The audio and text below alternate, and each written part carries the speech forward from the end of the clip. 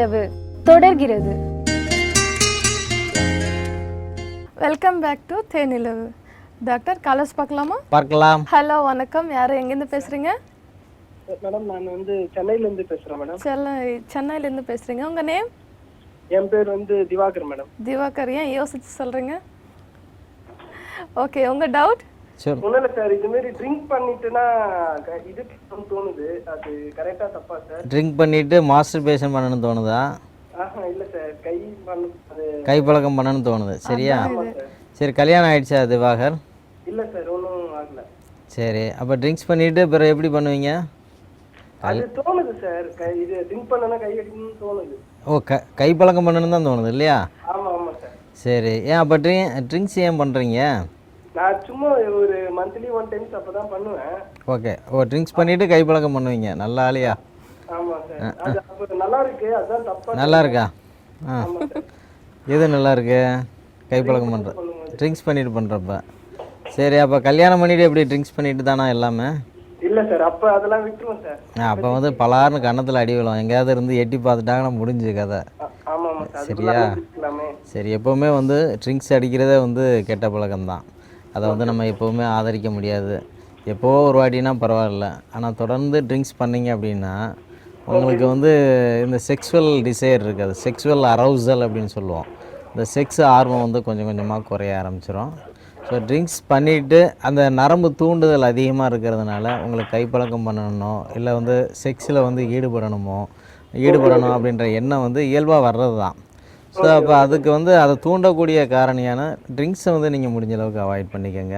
அது முடியலை அப்படின்னா நீங்கள் விடாமல் கீழாநெல்லி, கரிசலாங்கண்ணி, கொத்தமல்லி இது மாதிரி சில மருந்து பொருள்களை விடாமல் தொடர்ந்து சாப்பிட்றப்ப நல்ல பலன் கிடைக்கும்.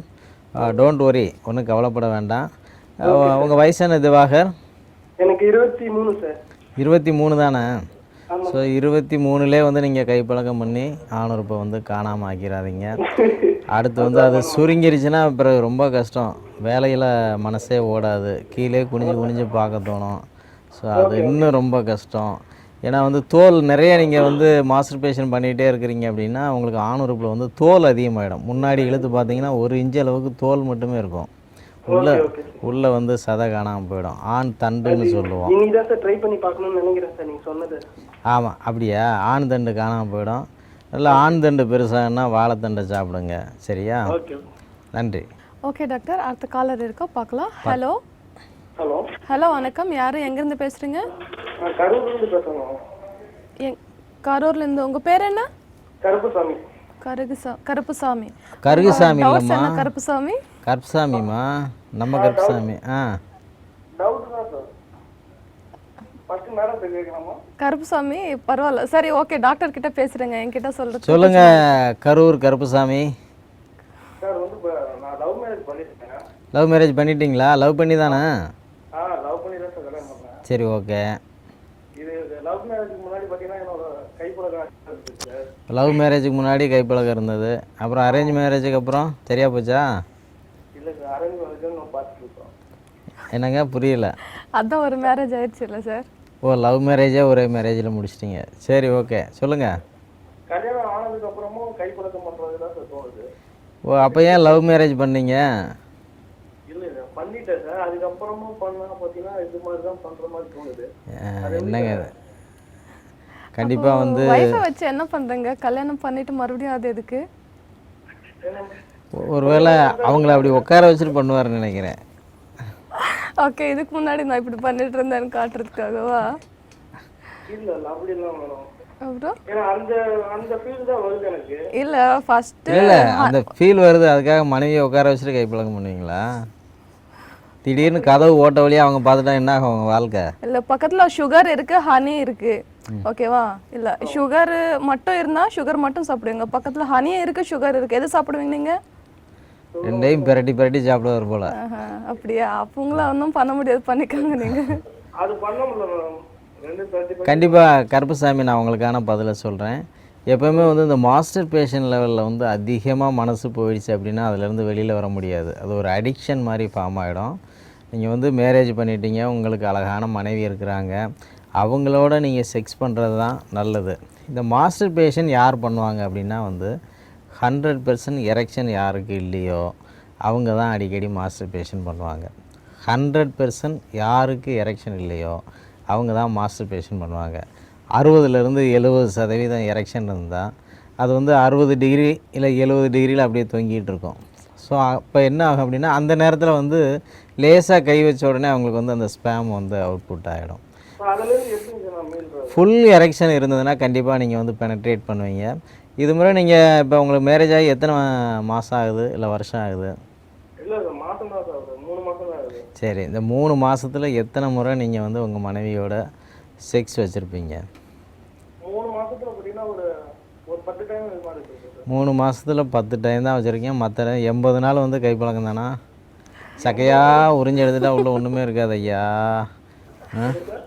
சக்கையாக உறிஞ்சி எடுத்துட்டிங்களே கைப்பழக்கம் பண்ணி. ஸோ அதுலேருந்து மீள்றதுக்கு என்ன சார் பண்ணுறது? மீளலாம் சார். பாத்ரூம் போனாவே எல்லாமே இந்த மாதிரி தான் வருது. பாத்ரூம் போனாலே பாருங்கள், அதாவது எல்லாம் ப்ரைவேசியாக. வர காலர்ஸ் எல்லாம் இதே தான் சொல்றாங்க. ஆமாம், ப்ரைவேசி வந்தாலே இந்த மாதிரி இருக்குது. ஸோ இதிலேருந்து நீங்கள் மீளணும் சார். அதுக்கு வேறு ஒன்றும் இல்லை, உங்களுடைய பொட்டன்சி இப்போ இருக்கிறது இம்பார்ட்டன்சி ஆண்மை குறைவாக இருக்குது. இதை வந்து சரி பண்ணிக்கலாம். இதுக்கு நிறைய மருந்துகள் இருக்குது. நீங்கள் வந்து கடையில் வந்து லபூப் கபீர், லபூப் சகீர் இந்த மாதிரி லேகியங்கள் கிடைக்கும். அதை விடாமல் தொடர்ந்து சாப்பிட்லாம். அப்படி இல்லை அப்படின்னா சாலாமிசிரின்னு சொல்லி ஒன்று இருக்குது. 1 கிலோவே 10,000 ரூபா வரும். அந்த சாலாமிசிரியை வாங்கி பவுடர் ஃபார்ம் பண்ணி வச்சுட்டு டெய்லி காலையில் 1 ஸ்பூனு, நைட்டு 1 ஸ்பூன் சாப்பிடுங்க. இது நல்ல பலன் கொடுக்கும். இல்லை முருங்கை விதை, தேத்தாங்கொட்டை, பூனைக்காளி விதை, அமுக்கரா எல்லாமே வகைக்கு ஒரு 100 கிராம் வாங்கி அதை பவுடர் ஃபார்ம் பண்ணி வச்சுக்கிட்டு காலையில் 1 ஸ்பூனு, நைட்டு 1 ஸ்பூனு தொடர்ந்து சாப்பிட்டுக்கிட்டே வாங்க. தொடர்ந்து வந்து ஜாதி பத்திரி கூட சாப்பிட்லாம். ஜாதி பத்திரியை மட்டும் வாங்கி அதை பவுடர் ஃபார்ம் பண்ணிவிட்டு காலையில் நைட்டு 2 வேளை தொடர்ந்து எடுத்துக்கிட்டே வாங்க. ஸோ இதெல்லாம் நீங்கள் எடுத்துகிட்டு வந்தீங்க அப்படின்னா உங்களுக்கு வந்து அந்த ஆண்மை குறைவு வந்து முழுமையாக சரியாகும். அதே மாதிரி கடைகளில் கிடைக்கக்கூடிய சிறுநெரிஞ்சில், இந்த சிறுநெரிஞ்சிலை வாங்கி பாலில் போட்டு வேக வச்சு அதை காய வச்சு அதை பவுடர் ஃபார்ம் பண்ணி காலையில் 1 ஸ்பூனு, நைட்டு 1 ஸ்பூன் விடாமல் சாப்பிட்டிங்கன்னா உங்களுக்கு வந்து வளமையான உயிரணுக்கள் பெருகும். அப்படி வளமையான உயிரணுக்கள் பெருகிற போது உங்களுடைய எரெக்ஷன் வந்து 100% வரும். 100% வர்றப்போ மட்டும்தான் நீங்கள் வந்து பெனட்ரேட் பண்ண முடியும். 60, 70 வர்றப்போ வந்து கைப்பழக்கம் தான் பண்ண முடியும். சரியா? ஸோ அதனால் நான் சொன்னதெல்லாம் ஃபாலோ பண்ணுங்கள். வேறு ஏதாவது டவுட் இருந்தாலும் தொடர்ந்து நீங்கள் வந்து கேட்டு தெரிஞ்சுக்கலாம். Thank you so much for calling Karuppusamy. Doctor, second segment முடிஞ்சிடுச்சு. அடுத்த லெட்டர் பார்க்கலாம். ஓகே வியூவர்ஸ், லெட்டர் பார்க்கறதுக்கு முன்னாடி குட்டி பிரேக் வருது. Stay tune to தேனிலவு.